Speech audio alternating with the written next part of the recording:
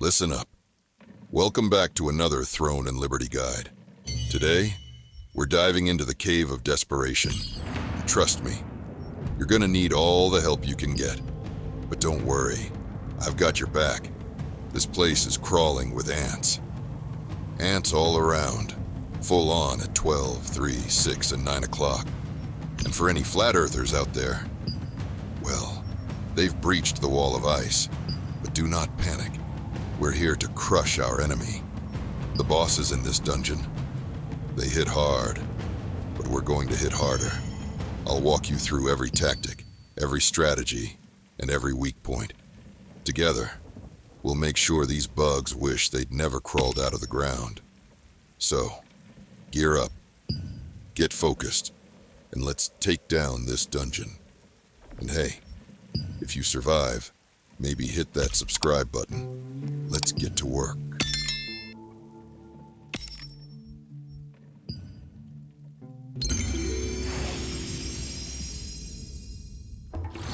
Once you're inside, it's always good practice to show some common courtesy.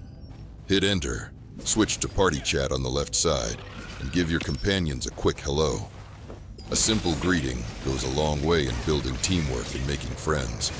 And trust me, you'll need both in here. All right, now let's delve into the mechanics of the first room. You'll face mutant acid ants. Initially, only a few of these show up, but once you take them down, more ants will start spawning in the same room. Tanks, keep the mutant acid ants facing away from the group and hold aggro. DPS, focus on burst damage to take down each ant quickly before the next wave spawns. Healer, maintain steady group healing, especially as the teenage ninja mutant ants start stacking debuffs. Keep everyone topped off. Don't burn through resources too early. Pace yourself for what's coming. You guessed it, didn't you? More ants. These ones are faster, tougher, and of course, angrier. Make sure to stay sharp, because the next wave includes exploding ants. Yep, you heard that right. Teenage mutant ninja exploding ants. And they sure do give a blast. But remember, you can use your block to stop the explosion from causing you damage. Tanks, be ready to reposition quickly. And DPS, keep that burst damage on point. When the ants are defeated, a wall will collapse, leading to another cavern. At the opening of this new cavern, you'll find a campfire where you can sit to regain your health and mana. Take this opportunity to recover before pushing deeper into the dungeon. You'll need it, because the challenges ahead only get tougher from here. Stay alert and make sure your team is ready before moving forward.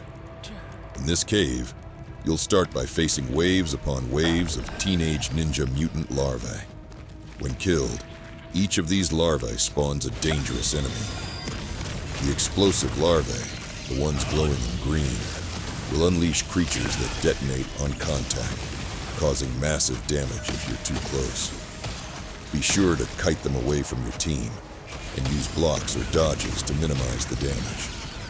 Meanwhile, the acid larvae will spawn creatures that leave behind toxic acid puddles, which deal damage over time and limit your movement.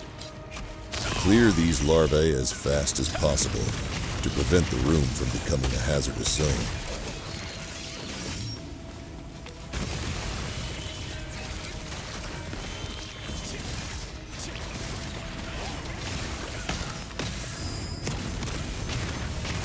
Once the last wave is cleared, be ready.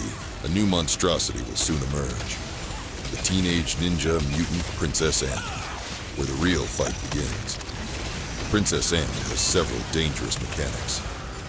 First, she uses a conal acid attack, which sprays acid in front of her. Tanks must position her away from the group to avoid hitting anyone else. She also places exploding larvae on random players. Another teammate must touch the affected player to neutralize the larva before it explodes. Finally, there's the larva swarm mechanic. She will summon additional larvae, which can quickly overwhelm your team. Use crowd control and focus fire to interrupt or eliminate them before they spawn more enemies. Stay alert, work together, and take her down efficiently.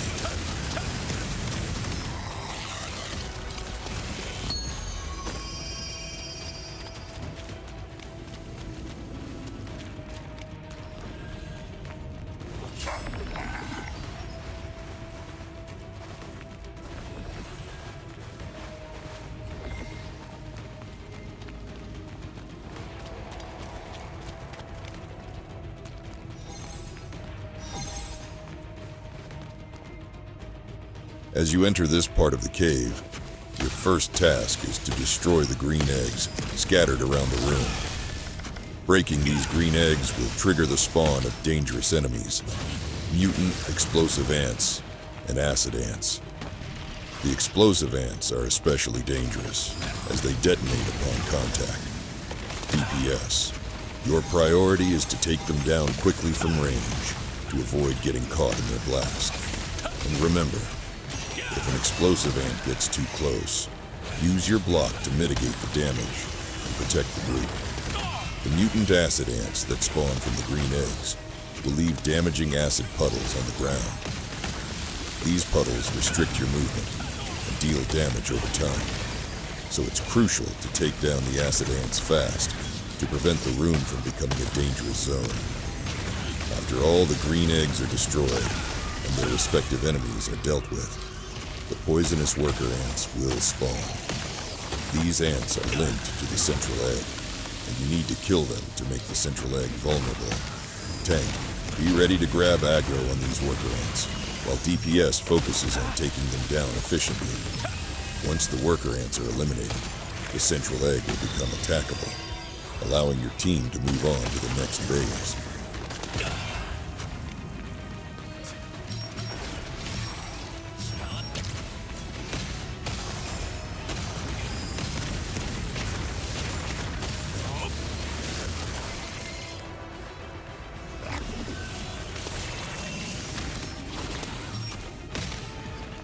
This is your moment. No more distractions. DPS, hit the egg with everything you've got. Use your strongest abilities and burst damage to take it down as fast as possible. Tank, keep an eye out for any adds, and healer, be ready to top everyone off in case of any incoming damage. The faster you take down the egg, the quicker you can move on to the next challenge.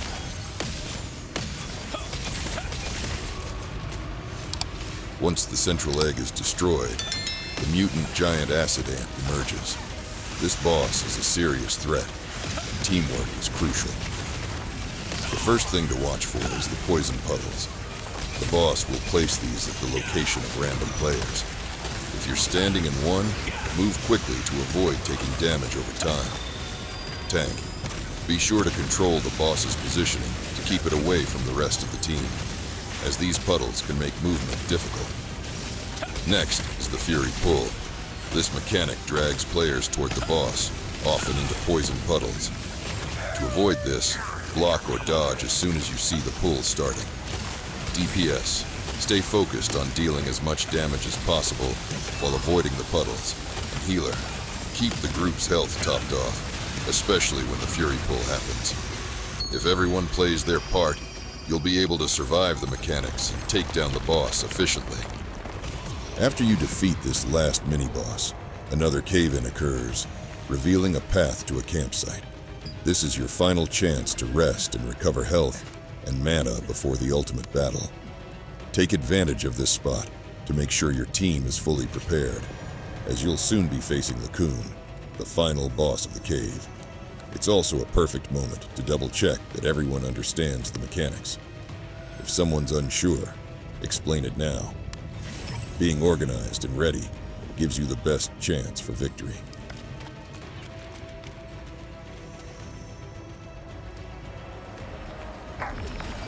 As you enter Lacoon's lair, you'll see 3 rocky platforms, each with an egg on top. There are no enemies or hazards yet, but you can't engage Lacoon until all 3 eggs are destroyed. Split up and break the eggs one by one. Once the final egg is destroyed, Lacoon will swarm down to begin the fight. Remember the mechanics from earlier. glowing ants will explode, so be ready to block. Avoid any acid puddles, as they deal damage over time. Exploding larvae may also be placed on players, and to mitigate the damage, another player must touch the affected teammate to neutralize the larvae before they explode. Other mechanics will come up, but keep focused and do not lose hope. I'll guide you as we go.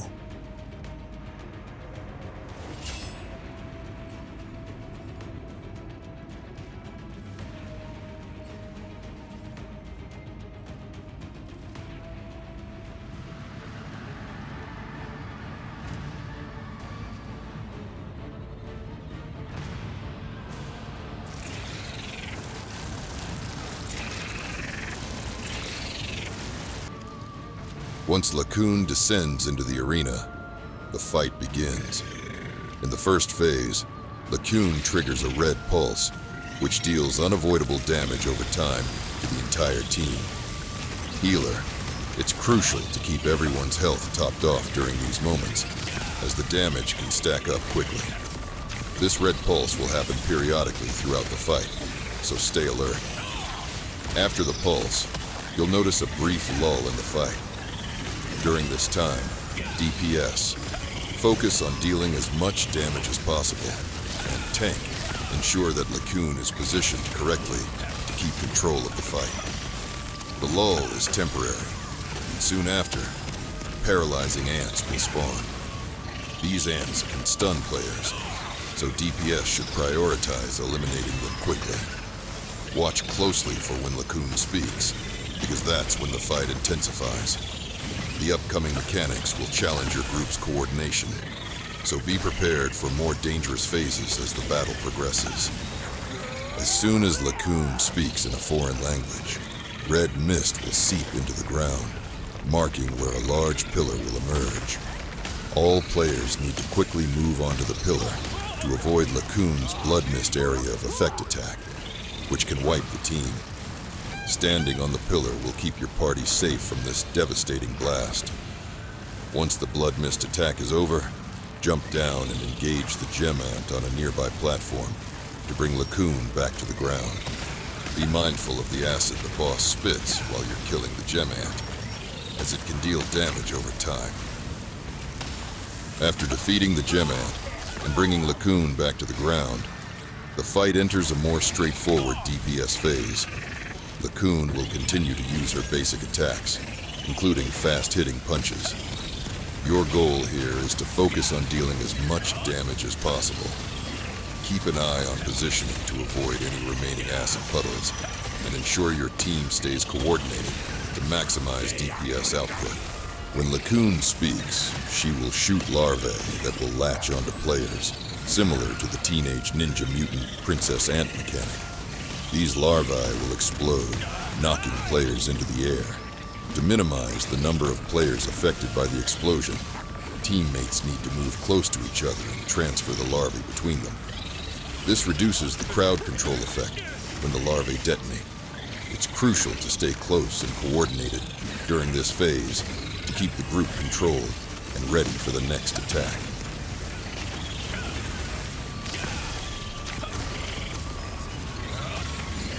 As the fight with Lacoon continues, it's essential to remember her mechanics and execute them correctly.